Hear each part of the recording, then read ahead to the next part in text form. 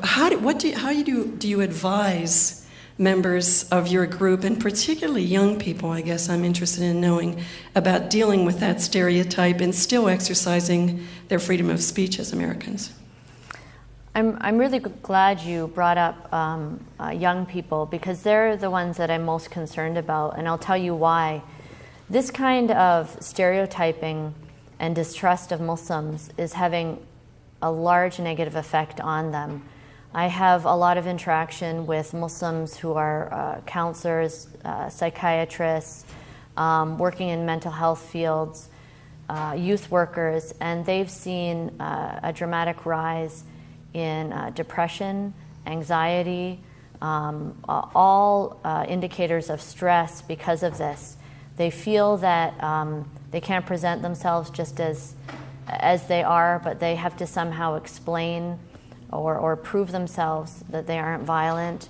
They're just kids. They don't know. They don't understand what's going on in the world, but they're being asked to explain these things. And this is where, as a community, we need to work with teachers and those who touch the lives of young people to alert them to this dynamic and try to find ways to ease their stress somewhat. The only solution really is education. It's challenging for a community, a minority community that's at most 2% of the population, to impact the other 98% of the population in a positive way with their message, when at the same time we're constantly being bombarded with images overseas of war in Iraq, of this kind of violence. So it's an enormous challenge, but I have to say that we're also very fortunate that we are not alone in doing it. There are so many faith-based organizations, interfaith groups, other religious organizations who are sincere in wanting to help us and to help get that message out.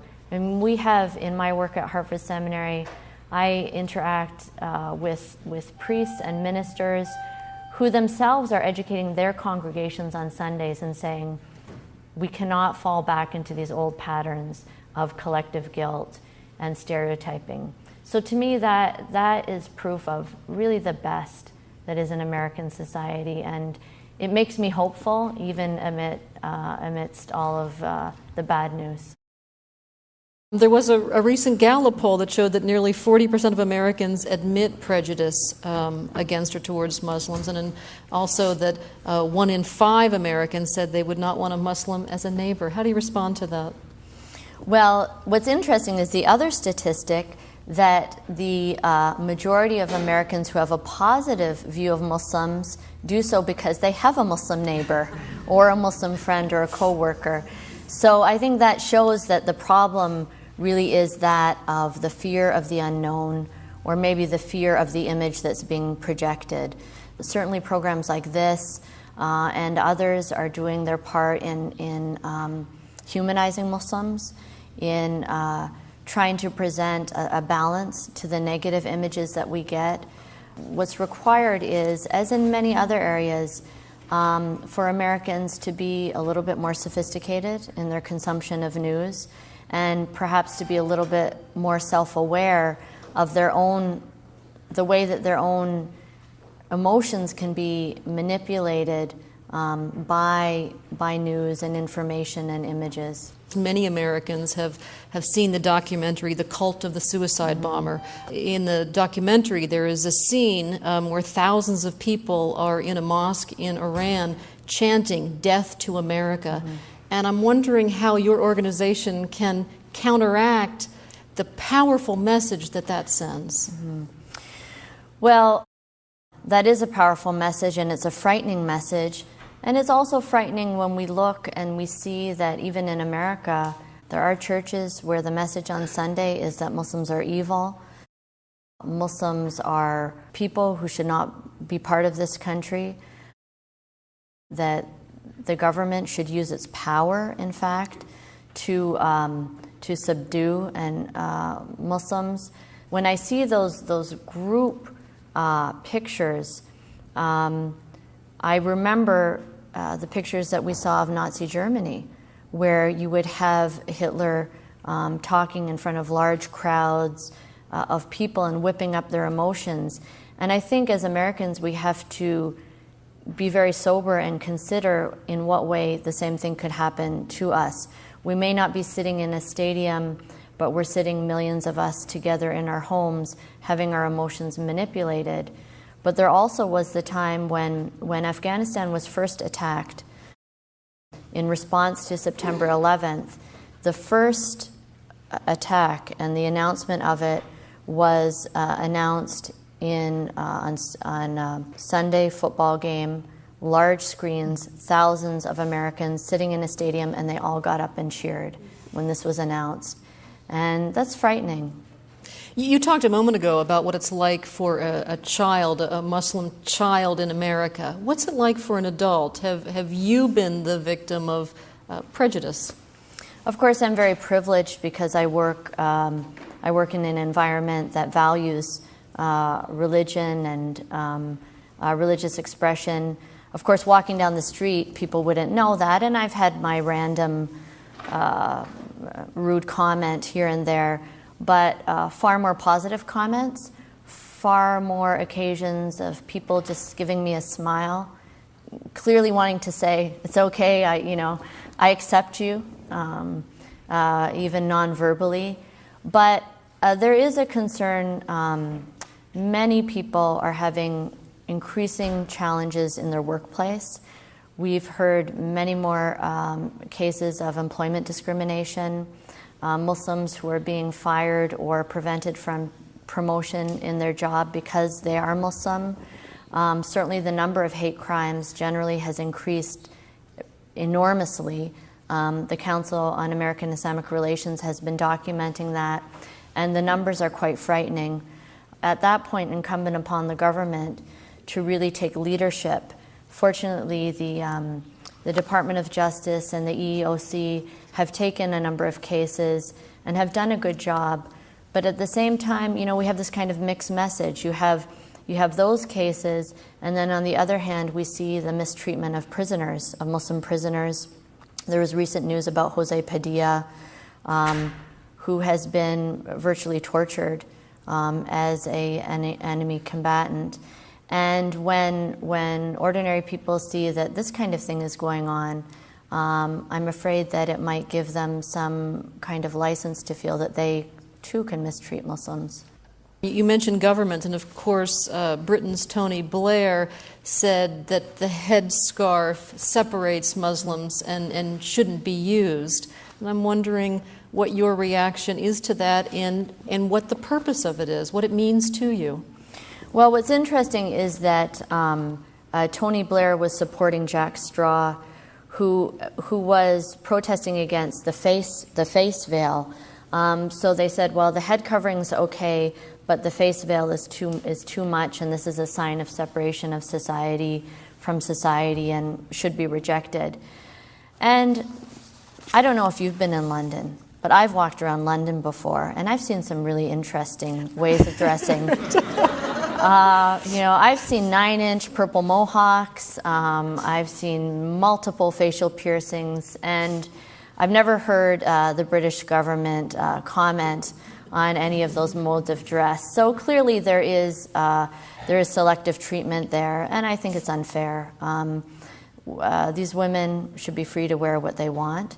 It's the government's job as the servant of the people to represent the people, not to dictate to them their way of dressing. Whatever I feel personally about the face veil is something else, but I certainly support the right of individuals to wear what they wish. And so this was simply a politicization of an issue that should never have been said. Do you believe that the American news media have been fair in their presentation of the situation of Muslims in America, or do you think they have contributed to the problems that you're talking about? The news media is diverse. Commercial media is about making money, and it's things that are sensational. Conflict attracts attention. I think of the Pope's visit to Turkey, and what was interesting was you could see that the media kept was looking for conflict. And they kept framing this visit in terms of conflict when in fact any fair observer would have said that the real story was the lack of conflict. And the real story was that in the wake of a number of incidents in Europe where there were this tension and stress between Muslim communities and others, that things worked out quite well. So I think, I don't think we can ever really change that because that's the nature of commercial media. So we need to be sophisticated observers of news, I think, and consumers of news. Could you talk a little about the Muslim definition of God and how it might differ from the Christian notion? Well, the word God that is used in the Quran, Allah, the primary word, is the same word that Christian Arabs use to call God. Certainly the Quran recognizes that there's one God and that people have approached God through different ways. Christians, generally, you have to believe in the divinity of Jesus to be a Christian. I think that most Christian theologians would say that not accepting the divinity of Jesus would take you outside of Christianity, although there are certain Christian theologians who would say otherwise. But that really is the main difference. Muslims see Jesus and all the prophets as perfect recipients of the divine light.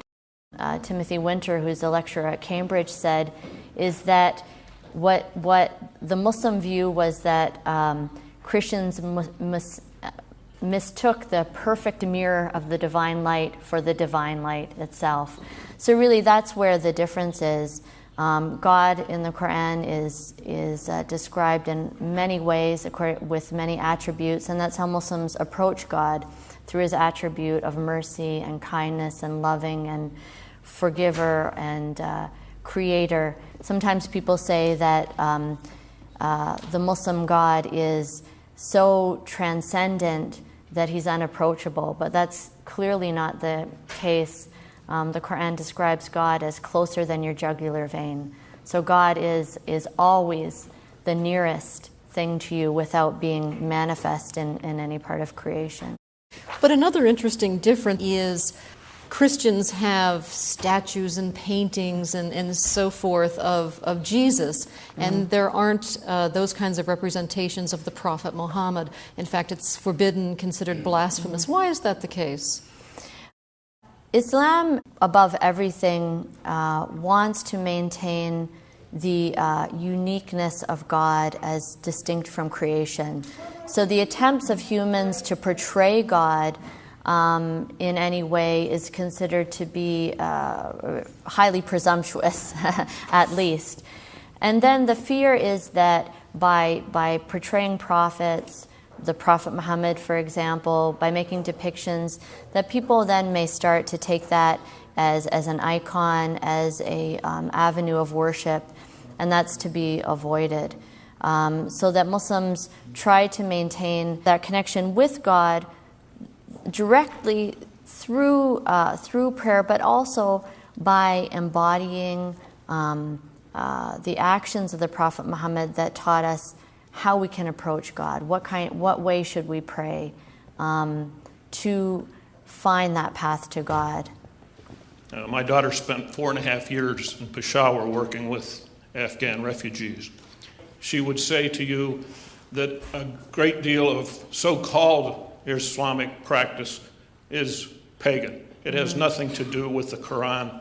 And in fact, while she was there, mullahs were giving her grief all the time. They would say the Quran says, when they could neither read Arabic nor speak Arabic. And she, in fact, had the Quran translated into Urdu, emphasizing women's rights and emphasizing sanitation and health because of the terrible practices that apparently these men perpetrated, especially in things like childbirth and so on. I'm seeking your comments on that particular point. There's certainly different levels of education among Muslim people, and the Quran emphasizes the need for learning, for knowledge, and knowledge not just of Scripture, but of the natural world. And this is why we see that at the height of Islamic civilization, that Muslims were at the forefront of medical knowledge, for example, discovering the mysteries of the circulatory system and others. So when we see Muslims in certain parts of the world who are resisting modern knowledge, who are, in fact, resisting even much literacy in religion, it is troubling.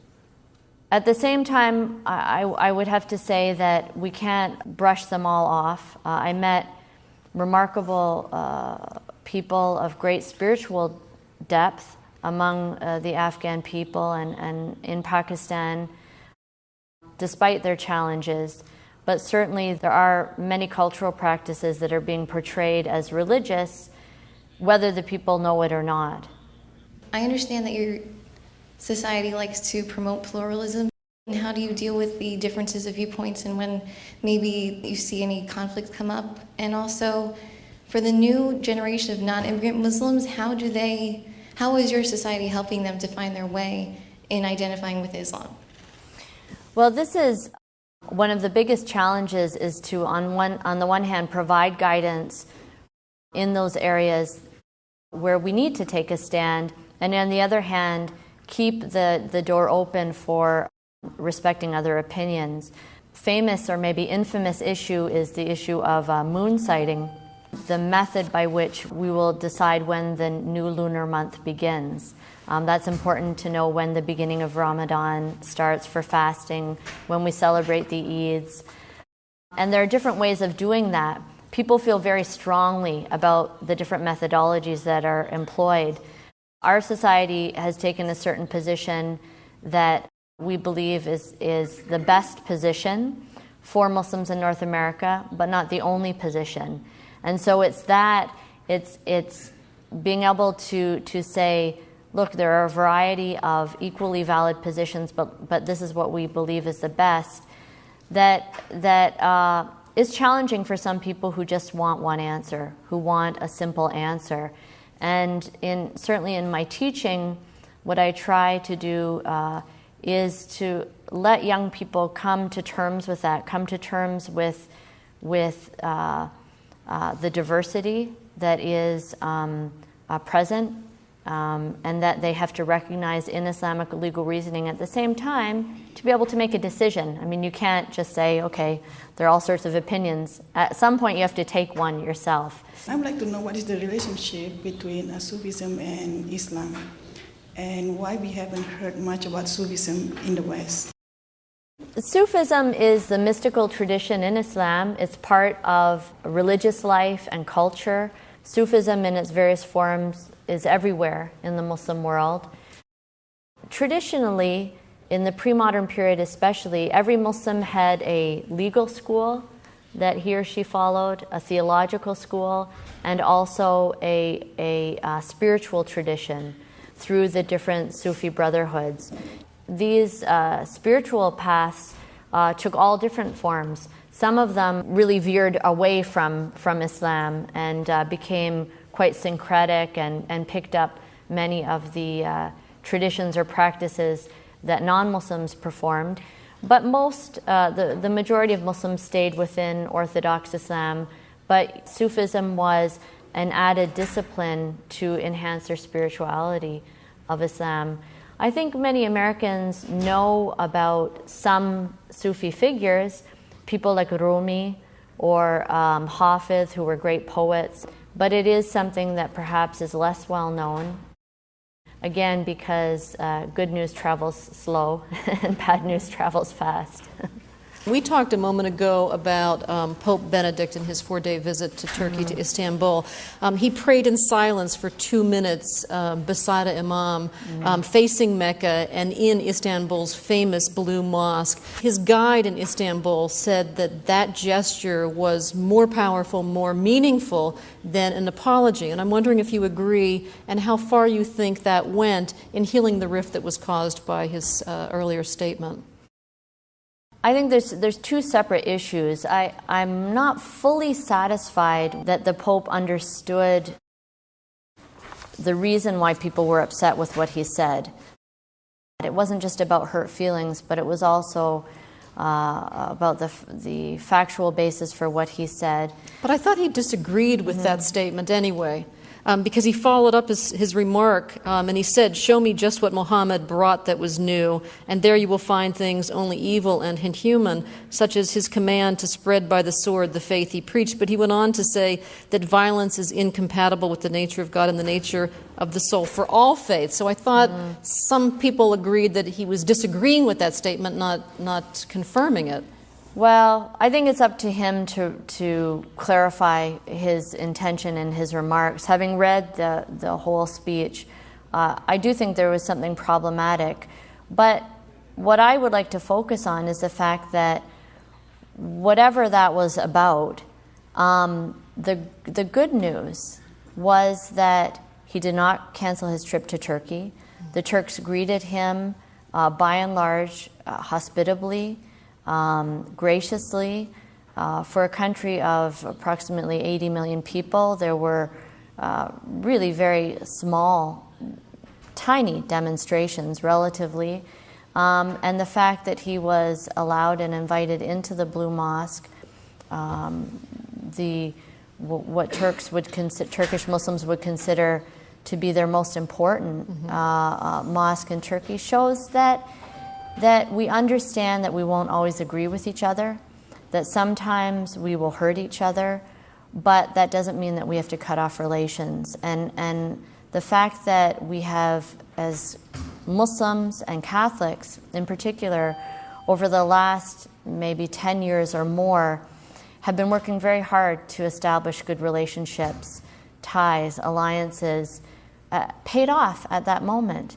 That we were able to fall back on those relationships and say, you know, this was unfortunate, it was hurtful, but that doesn't mean that we can't continue to dialogue and try to work for greater understanding.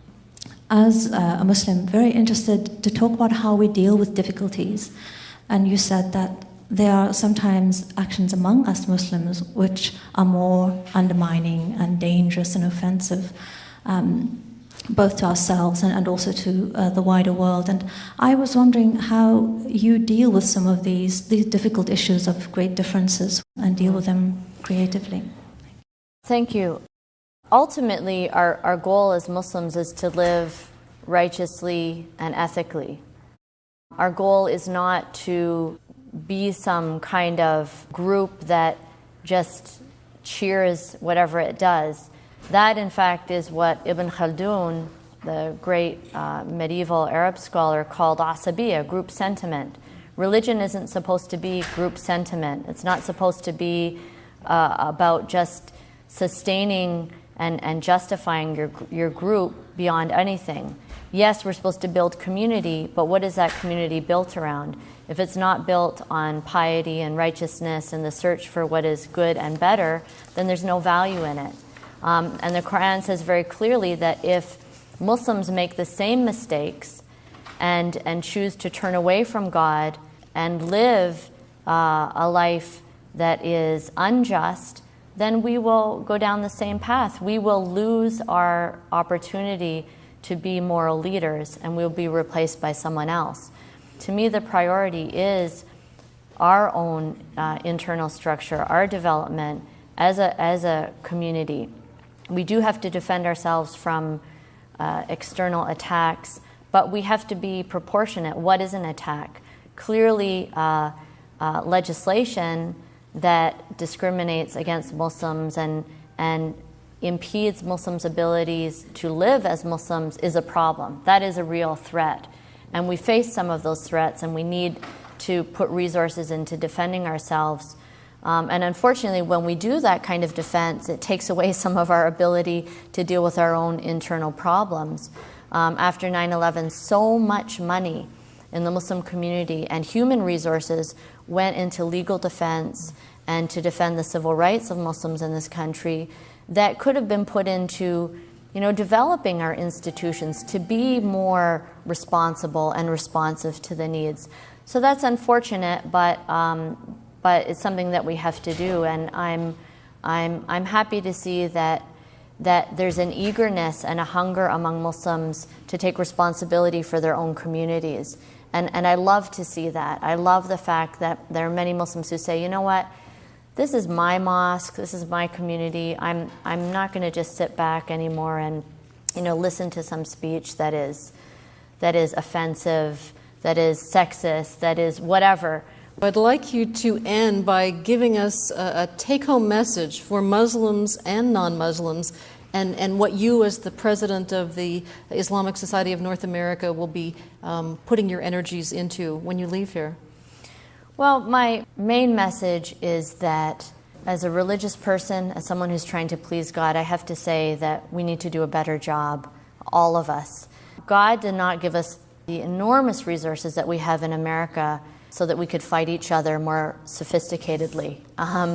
He gave us those resources so that we could improve the world, so that we could care for the hungry, so that we could demonstrate compassion and mercy in our lives. We need to do that in community. That means that Muslims need to reach out to their neighbors. They need to reach out to Christians and Jews and those of goodwill who are trying to improve the situation. And Americans need to stop being afraid. They need to stop giving into that fear and have a certain confidence. This is a strong country. This is a country that has undergone many pressures, economic, political, military in the past, and has always come out on top when it acted ethically and morally and lived up to its values. So stop being afraid and don't give up what makes you an American for the sake of fear. And if you reach out to your Muslim neighbor, you will find, by and large, although there are some of us are rude and obnoxious and not that nice, but I think by and large you'll find a good experience with most of us. And your priorities in the coming year? Priorities are standards, and developing a new generation of Muslim leaders who are going to work in this country to make Islam a responsible, relevant, dynamic faith community. All right. Thank you so much, Dr. Ingrid Mattson, for being with us. We really appreciate it, from the Hartford Seminary in Connecticut. For all of us at Penn State Public Broadcasting, I'm Patty Satalia. Thanks so much for joining us. Very nice. You did a wonderful job.